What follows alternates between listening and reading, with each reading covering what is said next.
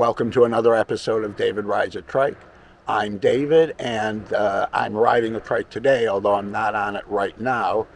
It is down in front of me right here. I stopped and got off because I left my microphone at home, and it's a pretty windy day, and I thought it would be difficult to hear me without my regular mic on this. Instead, I stopped at what's actually a really pretty area, but there's some construction going on in the background. Hopefully you won't be able to hear it, or I could edit it out a little bit later. Anyhow, welcome to another episode. For those of you joining me for the first time, I'm going to give you a short introduction. Otherwise, if you're familiar, down in the description below, there's a skip intro link you could click on and get past all of this. I'm David. I ride a recumbent trike, and I make videos trying to motivate people with chronic illnesses and disabilities to get out and find some fun form of outdoor exercise, because doing so can be therapeutic, and it's a lot of fun. Personally, I fall into both the chronically ill and disabled categories. I was diagnosed as a type 1 diabetic when I was a year and a half old. I had a pancreas transplant when I was 41 that cured me of the diabetes, and I've had 3 organ transplants in all. I am legally blind, completely blind in my right eye, don't see very well out of the left.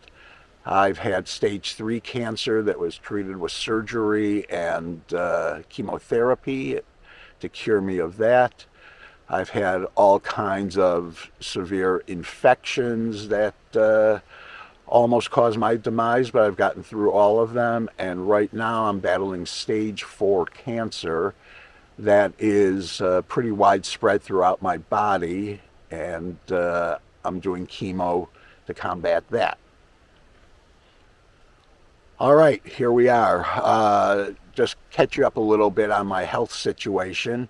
I've been off of chemo for 5 weeks. I start again tomorrow on a new targeted therapy that is intended to hopefully maintain things where they are.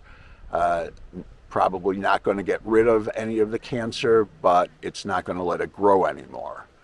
It's called a maintenance therapy. For obvious reasons, and I'll be doing that once a week. I'll have to go in for an infusion, but it has lesser side effects than what I was taking before. Being off of chemo, my hair is starting to grow back some, and the new chemo will sorry, got distracted by the people walking by. The new chemo will actually can cause hair growth. All right, anyhow, so today's topic, the weather. Today is an amazing day. It's like 71, 72 degrees, bright blue sky, breeze blowing. It's really great. Now, I don't know about you, but I am obsessed with keeping an eye on what the weather is doing for riding purposes. I hate riding in the rain, and I'll avoid it at all costs. Hi, Dave. Hey. Hi. All right, I was just recording, and a couple more trike riders pulled up. If you want to introduce yourselves. I'm George. I'm Fran. George and Fran. I've Day to be out. Yeah, it's a beautiful day. That's why I'm actually talking about the weather today. Yeah. All right, I'm going to cut this off for a second and talk to George and Fran, and then I'll be back. All right, as you just saw, George and Fran, a couple of fellow trike riders, just stopped by, talked to them for a few minutes, and they headed off. So I'm going to get back to where I was, provided I can remember. Some of you know how that is. The weather. I hate riding in the rain. Besides not wanting to get wet, this trail, because of it's crushed limestone, and when it rains, it becomes what I refer to as peanut butter. and it's really difficult riding through it. Plus, you get this stuff caked up on the trike that has to be cleaned off, and sometimes it's just not worth it. So I'm obsessively checking the weather. I check it the day of a ride, the next day, the day after, because I like to ride as often as I can. So I thought I'd share with you what I use to check and see what you guys use and what you think. First app I use is just the built-in weather app on my iPhone. I really like it for a quick glance at what the hourly predictions are, what the chances of rain are. You could scroll over and it goes, I think, about 24 hours ahead. Um, and that's great for a day of a ride.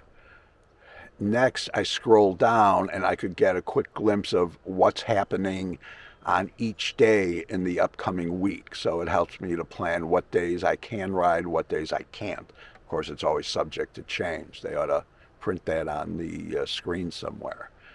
And finally, I go down a little further to see what the wind is doing. I like to know if I'm going to have a headwind, tailwind, crosswind. Not that I could do anything about it, but just so I know what to expect. And then right below it, you can see the rainfall for the past 24 hours, if there was any. As you can see here, we had a little bit of rain last night. And that's another thing, no matter how much you check, these forecasts very often are wrong. I always joke and say I wish I had a job where I could be right 15% of the time, like a meteorologist. Next, I use next, I don't use just one app. Next, I check an app called Weather Underground. This one also gives me an hourly glimpse of what's going to be happening, but it goes for like a week, which sometimes can be useful actually. And then I can click and, well, and then I could click and get a written forecast. I really like this because sometimes you could look at the numbers of what it's supposed to be hour by hour. But I like to read, it's going to be sunny tomorrow during the day, no chance of rain, 20% chance of rain, temperature high of 76, whatever it might be. I like that overall knowledge of what's supposed to be happening. And I can do that for days into the future, which is really nice because I like to ride as often as I can. So this helps me to plan out my week. And the final app is one called Dark Sky. This is kind of a remarkable app. It's not very good at predicting the future, but it's extremely accurate for possible rain right where you are for the upcoming hour. It will tell you in the next hour if you're going to have any rain, how heavy the rain will be, drizzle, light rain, rain, moderate, heavy, downpour. And it will say how long it will last, which can be really beneficial. And then if you scroll down, you could set it so that on an hourly basis you can see what the percentage chance of rain will be, and then the rate, how much rain per hour are you going to be getting. You know, if there's no rain coming, everything's going to be zero. But these things are stats that I really like to see. And then also, I really like the built-in radar on this app. I could zero into right where I am and get a good idea of what's coming in the next half hour or so. So those are the apps I use. That's what I do obsessively to check before I go for a ride. I use the built-in app, Weather Underground, and Dark Sky.